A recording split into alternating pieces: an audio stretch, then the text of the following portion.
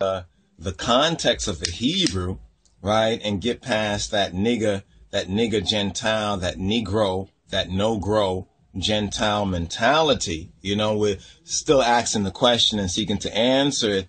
Did Moses kill or murder the Egyptian? Or did Moses murder? Maybe we'll put it like that. They said if it bleeds, it leads. Did Moses murder or kill the Egyptian? Right? And we're focusing on Exodus, right? Exodus chapter 2. And in the first part, we went over the basic King James, the basic groundwork, the basic understanding. Right? Now we're going to get into the Hebrew. Right? We're going to get into our ancient language.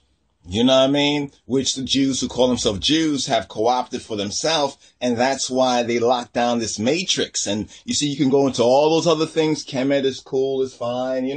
It's great to look at those things and see, something great in blackness. And it brings a certain level of pride and, contentment and even a peace of mind, but you have to keep, like, Lord, got to keep on moving. You know what I mean? Don't get stuck there.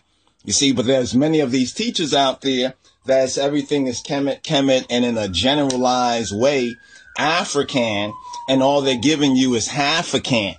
You know what I mean? All you got is half a can. So you're still thirsty. You know what I mean? You're still thirsty. But anyway, let's get into this right here. So, did Moses murder? Right? Or did he kill the Egyptian? Is there a difference between murdering and killing? Now, some will say, oh, that's what Babylon said. That's what the society, that's what the justice system, they use that, and they always let the black man, rot, you know what I mean? And let the white man go. And they do that. But it's because you turned your back on the divine mind, the Christ mind, on our black Lord and Savior, Jesus Christ, and you're still doing it.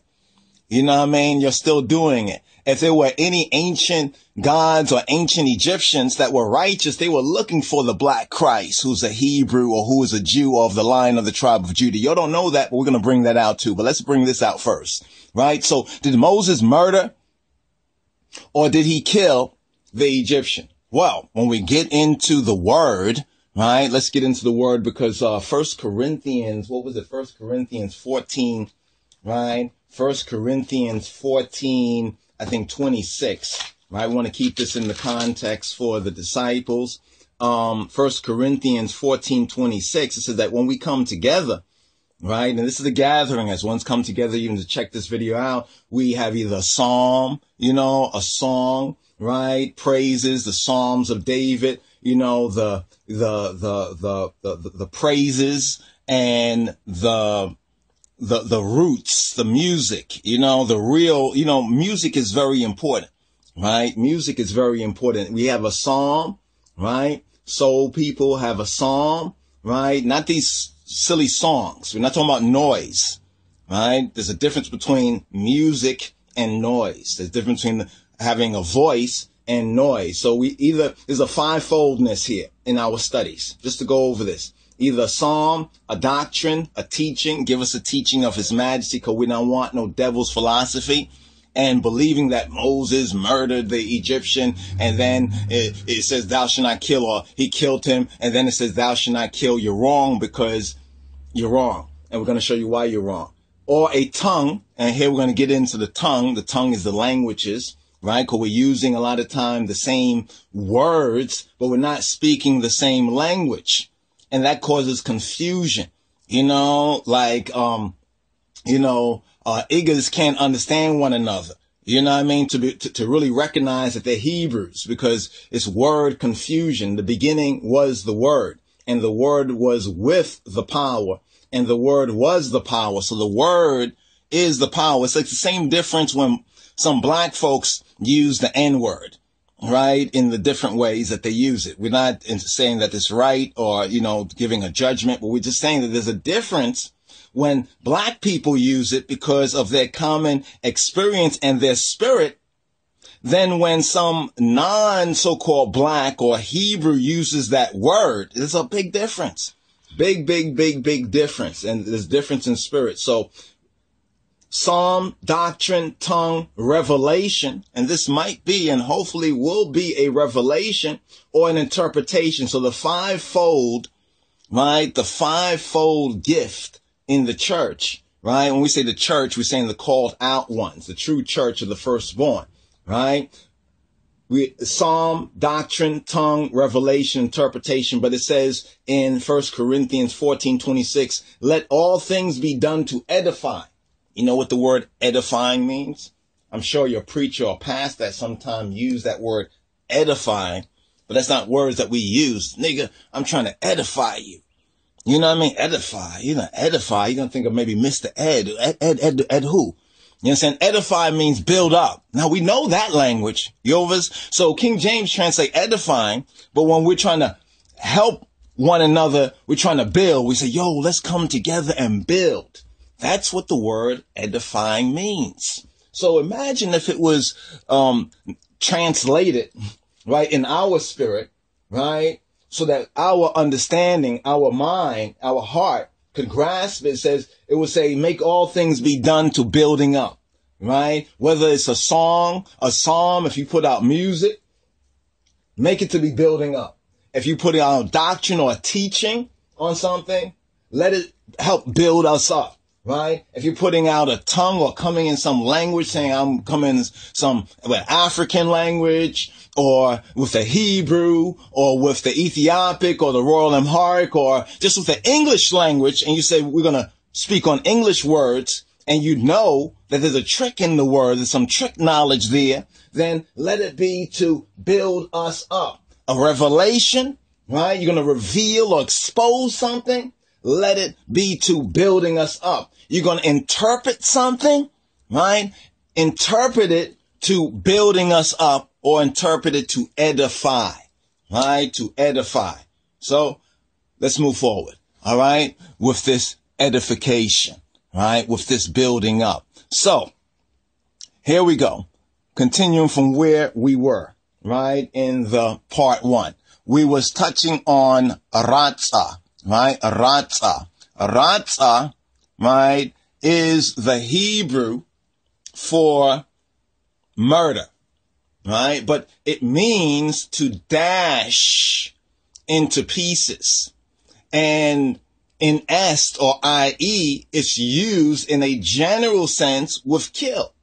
You know, it's like you could say somebody killed somebody, and in spirit, you know that they murdered them. They set them up. They had malice, as they say in the old law, common law. They had malice of forethought. You know, like they had mischief of forethought. You know what I mean? You know, they had eyes on that Igga. You know, beforehand. They were just waiting for, waiting for the means, motive, opportunity thing, right? To kill a human being, to dash a human being in pieces. But in the lawful sense, right? In the tziddik and the tzaddik sense, or you might say ma'at sense, right? It means to murder, which means premeditated. This is why the KJV at the bottom right there, the KJV says to put to death. So when somebody puts somebody to death, they already intended to do that. Right? But it might be translated in English in this bastard language as kill. But you notice the other uses of this word is a manslayer, right? Or a murderer, blood on your shoulder. Yeah, that's what it means right there. Now, the context of it, as you can see right there, is Exodus 20 and 13. Then I did something. I said, you know what? Let me see, since this is the H7523, this is how you can use these tools to search and study. I said, let me just put that word in the search. That's what we like about this word program right here, right? And you can see right here, the only use of this in Exodus is one time, right? And that is Exodus 20 and 13. So that right there told me from the get. That said, okay, so according to the Hebrew, right, that what happened about 18 chapters earlier was not Moses killing. He intended, you hit my brother, I'm going to hit you back. You smite my brother, I'm going to smite you back. You had no right to smack my brother, to hit my brother, I'm going to hit you back. It just so happened that when he hit that Egyptian back, that Egyptian died. Now, we know this thing has happened. You know, many people can tell stories. It was right there when somebody got in a fight or something like that. They could have been playing around. One person hit the next person and they died. Either the hit killed them, broke something, snapped something, dislocated something vital, or when they went down on the ground, they hit something that busted up something and it was done. Right? It was done. Right? So now let's get into some of the details over here. Now, I think this basically makes the case, right? From the real point of view of grace and growing in grace and the knowledge of our black Lord and Savior. Now, if you want to say, well, the King James, that means you are worshiping King James Version, while King James Version was basically for the Gentiles and for us as the lost sheep, right? As that first step, that first degree, right, to return into the glory of the King of Kings, God, our Father, Abba Father, and Yeshua HaMoshiach, right, in spirit and in truth, Father, Son, Holy Spirit, right? Now, I was going to go on the next point about that because we'll address that. You could have said, why is there no female in there? You know what I mean? Well, we're going to address that at another junction. So let's go right here. Moses, and I think it was Moses in Hebrew. Okay, so it's 2:11, right? That's what we started out with before. So we're going to go to 2:11, right? And let us set this out of the mooring right here, right? Let's set this out of the mooring right here. Right, here we go right here. We'll move this over, right? And then we'll move this right here so we can kind of see this, right? See this in its context right here and open this up a little bit more if we can, right? A little bit more right there. Here we go. Now, people say, well, why are you keeping a Horus and Seti over there? Right? Because they tell us, the Egyptologists amongst us, you know, they tell us that this story is a latter-day story that was written around like a part of the 12th dynasty literature. And this is a time where we know that the Hebrews, right, the Hebrew patriarchs were in Mitzrayim, which they called Kemet, and the Bible refers to as Egypt. We're actually speaking about 3 different places related, but let's not go there right now. So here's what it says. It says, and it came to pass in those days when Moses was grown, that he went out to his brethren and looked on their burdens and spied. Let's look at this word spied for a moment. Spied means just to see. You know, you over that right there? He spied. Spied just is the word ra'ah, or ra'ah, right? It means to see literally or figuratively in numerous applications. In fact, that's where the idea of Ra comes from, the sun, right? The sun, basically, when the light comes up, you know what I mean? Then one can see. But let's go forward. Let's move forward. So he spied an Egyptian, right? So you see the Egyptian is a Mitzri, right? A Mitzri, an inhabitant of Mitzrayim, right? A Mitzri-ish, right? A Mitzri-ish, a Mitzri man, a male of Mitzri, right? Of that place, smiting. You see the word smiting right there? The word smiting right there is the word naka, right? It's the H5221. This is Hebrew science. This is real Hebrew knowledge, right? And it means to strike lightly or severely. So a naka is like a naka, knock that, knock, Yova's knock, naka, right? That naka means a strike. It could be light or it could be severe, you know, literally in a literal sense. You know, or a figurative sense. Like he said something when he said that, He knocked him. You know, when he responded, he hit him. He knocked him out. Right? Now, if you look at the bottom part right there, to bring it out a little bit, means to, KJV translates it as to beat, to cast forth, to clap, to give wounds, to go forward, indeed, kill, make, murder. This is how it's been used in different senses in the translation. But the root means to strike. I want you to keep that in mind. Remember we said in part 1, smite, smiting, right? So smiting and Hebrew, one of his brethren, right? There's the Hebrew there, but let's go forward right here, right? This helps us at least get a kind of a footing. So then we can go forward and start to really read this and get into the true meaning of our ancient language. Right? And he looked this way and that. And when he saw that there was no man, right? When he saw that there was no Ish, he slew the Egyptian. He said, look, there he goes. He slew the Egyptian. Did you notice the number of that word?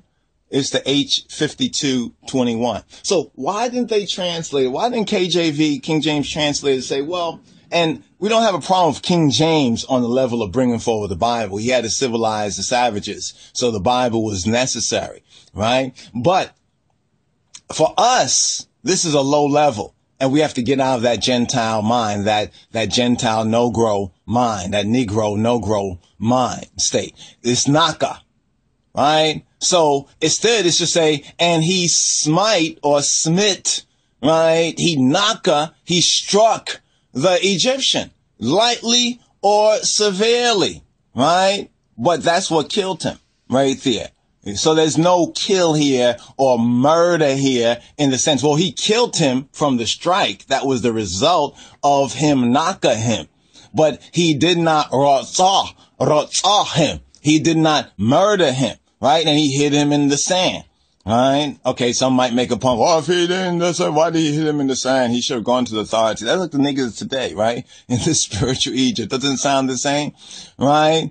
And let's go forward. And when he went out the second day, behold, verse 13, 2 men of the Hebrews strove together. I thought the word strove was interesting right there. That's the word natsah. They went forth. They quarreled in a sense. Right? They quarreled together, right? And he said to him that did the wrong, right? Or the Rasha, the one that did the morally wrong thing, right? Or that one that was the bad person, right? That's from the H7563, a Rasha or Rasha, right? Wherefore smitest thou? Notice the same word, the H5221. So all this we're talking about knocka. Right? So when he came out the second day, right? Or when he came out like Monday, right? When he came out on the Monday, right? Which is the second day, he came out on the Monday, right? He asked the one who did wrong, why do you knocka? Right? Remember, the word can be used what? Figuratively, literally. It can be lightly or severely. It can be wordplay. It can be something they were saying back and forth to one another. You know, like one saying, brother, don't be calling each other nigger or something like that. It could have been something just like that. Why did you smite your fellow? Or it could have been an actual hit. Now, notice what they said, what he said. Now, who's the he? The one who did the wrong thing. The one who is the Rasha. The one who did the wrong thing. Right? And he said, who made thee a prince and a judge over us? Who made you a sar, right? A head person. And